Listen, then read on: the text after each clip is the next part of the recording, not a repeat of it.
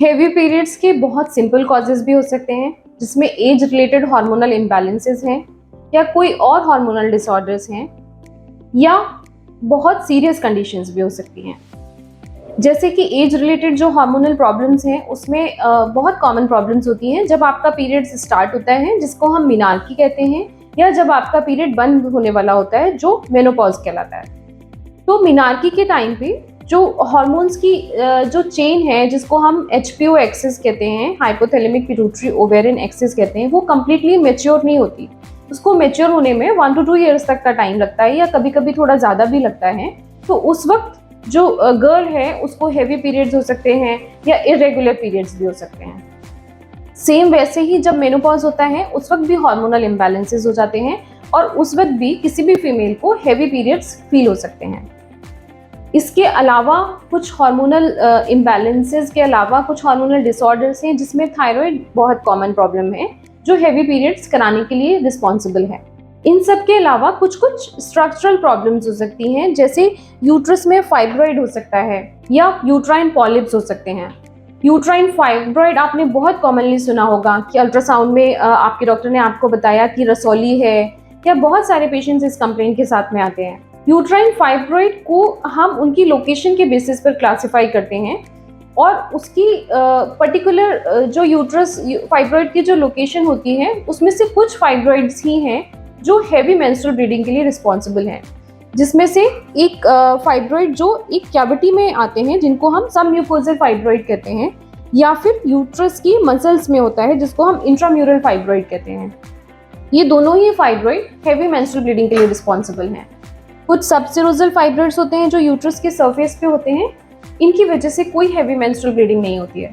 इसके अलावा uterine polyps भी एक सॉफ्ट फ्लैशी मास होता है जो यूट्रस की कैविटी में यहाँ पर प्रोट्रूडेड होता है, और ये भी हेवी मेंस्ट्रुअल ब्लीडिंग के लिए रिस्पॉन्सिबल हो सकता है।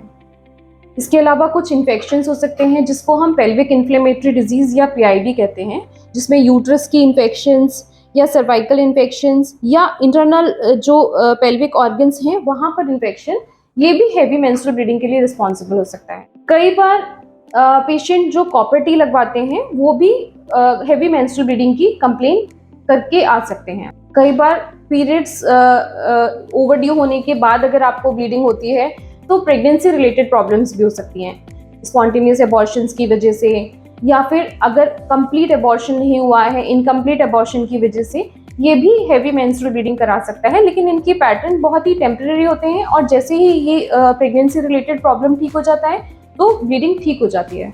इसके अलावा एक बहुत इंपॉर्टेंट रीज़न है जिनको हम कहते हैं कोएगुलोपैथीज। जब भी हमें कोई चोट लगती है या ब्लीडिंग होती है तो ये बॉडी का प्रोटेक्टिव मैकेनिज्म होता है, जिसमें क्लॉटिंग फैक्टर्स रिलीज होते हैं बॉडी से, और वो उस जगह पर ब्लीडिंग को स्टॉप करने के लिए रिस्पॉन्सिबल होते हैं। कुछ लोगों में ये क्लॉटिंग फैक्टर्स प्रॉपरली नहीं बनते हैं, और जब उनको चोट लगती है या ब्लीडिंग स्टार्ट होती है या जब उनका पीरियड स्टार्ट होता है तो उनका वो नेचुरल प्रोटेक्टिव मैकेनिज्म जो ब्लीडिंग को स्टॉप करने के लिए रिस्पॉन्सिबल है वो काम नहीं कर रहा होता है। तो उस केस में भी हेवी पीरियड्स होते हैं, और इसकी डायग्नोसिस हम बहुत अर्ली बना सकते हैं। जब भी पीरियड्स स्टार्ट हुए या मेनार्की हुआ उस वक्त ही कोई भी गर्ल हेवी मेंस्ट्रुअल ब्लीडिंग की कंप्लेन करती है तो उसमें ये इवैल्यूएट करना भी बहुत इंपॉर्टेंट हो जाता है। इसके अलावा जो 40 to 45 ईयर्स वाला एज ग्रुप है उसमें एक बहुत इंपॉर्टेंट कारण होता है और बहुत सीरियस कंडीशन है जिसको हम यूट्राइन मैलिग्नेंसीज कहते हैं, यानी कि एंडोमेट्रियल कैंसर। अगर उस एज ग्रुप पे अगर आपको हेवी ब्लीडिंग हो रही है तो इसके लिए इवैल्यूएशन कराना बहुत इंपॉर्टेंट हो जाता है। यूट्राइन मैलिग्नेंसीज काफ़ी सीरियस भी हो सकती हैं और उनकी राइट टाइम पे डायग्नोसिस बहुत इंपॉर्टेंट है। या एक और कंडीशंस होती हैं जिसमें कई बार जो पेशेंट्स होते हैं वो ब्लड थिनर्स पर होते हैं, यानी कि जिनको हार्ट की प्रॉब्लम्स होती हैं या हाई BP का प्रॉब्लम्स होता है, कई बार डॉक्टर्स उनको कुछ ब्लड थिनर्स देते हैं और उस वजह से भी हेवी मेंस्ट्रुअल ब्लीडिंग हो सकती है। तो इतने सारे कॉजेज़ हैं हेवी मेंस्ट्रुअल ब्लीडिंग के। तो माना कि इसके बहुत सारे सिंपल कॉजेज़ भी हैं, लेकिन बहुत सीरियस कंडीशंस भी हो सकती हैं कई बार। तो हमेशा इसका राइट टाइम पे इवैल्यूएशन एंड ट्रीटमेंट बहुत ज़रूरी हो जाता है। आप जब भी अपने डॉक्टर के पास इस कंप्लेन के साथ में जाएंगे तो आपके कई हमें ब्लड टेस्ट कराने होते हैं या हमें कुछ इमेजिंग भी कराना होता है जिसमें हम अल्ट्रासाउंड और MRI भी करते हैं, या इसके अलावा हमें हिस्ट्रोस्कोपी भी करनी पड़ सकती है। जो हार्मोनल इम्बैलेंसेस हैं या कोएगुलोपैथी है या थायराइड जैसी प्रॉब्लम्स हैं, पॉलीसिस्टिक ओवेरियन डिजीज का जो प्रॉब्लम है, ये मोस्टली हमें ब्लड टेस्ट से पता चल जाता है और साथ में अल्ट्रासाउंड से पता चल जाता है। Uterine polyps, uterine fibroids, endometriosis, adenomyosis, ये सब हमें यूएसजी यानी कि अल्ट्रासाउंड और एमआरआई से डायग्नोसिस कराने में हेल्पफुल होते हैं। कई बार जो यूट्राइन पॉलिप है या अगर कई हमें कोई और कॉज भी समझ में नहीं आ रहा ब्लीडिंग के लिए, तो हम हिस्टेरोस्कोपी भी करते हैं।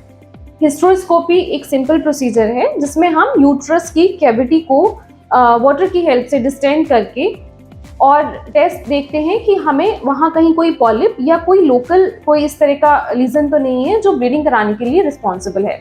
जो यूट्राइन पॉलिप्स होते हैं उसको हम हिस्टेरोस्कोपिक गाइडेंस में रिमूव भी कर सकते हैं, पॉलिपेक्टमी कर सकते हैं। सम म्यूकोसल फाइब्रॉइड्स होते हैं, उनका भी हम हिस्टेरोस्कोपिक गाइडेड रिमूवल कर सकते हैं। हेवी मेंस्ट्रुअल ब्लीडिंग का ट्रीटमेंट एकदम टारगेटेड है। अगर कोई हार्मोनल इम्बैलेंसेस हैं तो हमें हार्मोन्स की हेल्प से ये इनको ट्रीट किया जा सकता है। अगर थायराइड का प्रॉब्लम है तो थायराइड हार्मोन्स हम यूज़ करके इनको ठीक करते हैं। अगर और हार्मोनल इम्बैलेंसेस हैं तो कई बार बर्थ कंट्रोल पिल्स जो होती हैं वो इसमें हेल्पफुल होती हैं, या प्रोजेस्टेरॉन पिल्स इसमें हेल्पफुल होती हैं। या कई बार हम लोकली जैसे हम कॉपर टी लगाते हैं वैसे ही हमारे पास एक डिवाइस होता है जिसको हम मिरीना कहते हैं।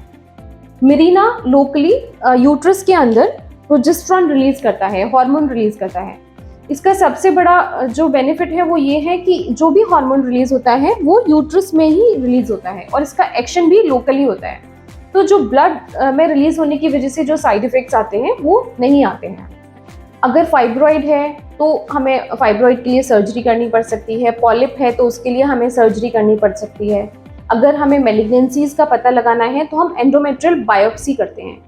अगर यूट्रस की लाइनिंग, जिसको हम एंडोमेट्रियल लाइनिंग कहते हैं, वो काफ़ी मोटी दिखाई दे रही है, उस टाइम के अकॉर्डिंग, उस मेंस्ट्रुअल फेज के अकॉर्डिंग हमें यूट्रस की लाइनिंग अगर मोटी दिखाई देती है तो हम कई बार एंडोमेट्रियल बायोप्सी भी लेते हैं।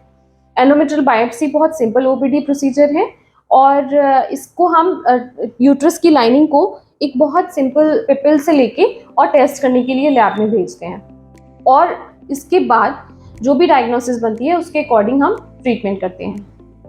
कई बार अगर फैमिली कंप्लीट है फीमेल की और अगर एडिनोमायोसिस जैसा प्रॉब्लम है या कुछ मल्टीपल फाइब्रॉइड्स हैं यूट्रस में, तो हम हिस्टेरेक्टमी यानी कि यूट्रस का रिमूवल भी as a method of treatment choose करते हैं।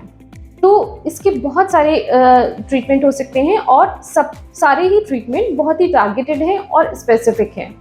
You know, heavy menstrual bleeding या heavy periods is one another important cause जिसकी वजह से गर्ल्स अपने स्कूल मिस करती हैं और विमेन को अपने वर्क मिस करना पड़ता है। ये एक बहुत कॉमन कंप्लेंट है और इसके बहुत सारे कारण हो सकते हैं। लेकिन पहले आपको नॉर्मल मेंस्ट्रुअल ब्लीडिंग क्या है ये पता होना ज़रूरी है, जिससे कि आप ऑब्जेक्टिवली अपना हेवी मेंस्ट्रुअल ब्लीडिंग असेस कर पाएँ।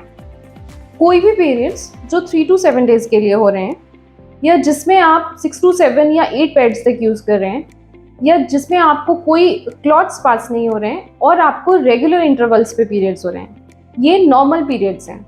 लेकिन अगर आपको पीरियड्स 7 डेज से ज़्यादा हो रहे हैं, 7 डेज से ज़्यादा तक आपको ब्लीडिंग हो रही है, या आपको हर 1 या 2 घंटे में पैड्स या टैम्पून्स चेंज करना पड़ रहा है, या हेवी ब्लीडिंग के साथ साथ आपको क्लॉट्स भी पास हो रहे हैं, या आपकी पैड्स चेंज करने के बावजूद आपके क्लोथ्स या बेडशीट स्टेन हो रही है, या इसकी वजह से आपका हीमोग्लोबिन ड्रॉप हो रहा है, आपको वीकनेस लग रही है, टायर्डनेस लग रही है, डिजीनेस लग रही है, तो ये सारे सिम्टम्स ये इंडिकेट करते हैं कि आपके पीरियड्स हैवी हैं या एब्नॉर्मल यूट्राइन ब्लीडिंग है, या इसको हम मेनोरेजिया भी कहते हैं। इसके बहुत सारे कारण हो सकते हैं और डिफरेंट एज ग्रुप्स पे डिफरेंट कारण हो सकते हैं।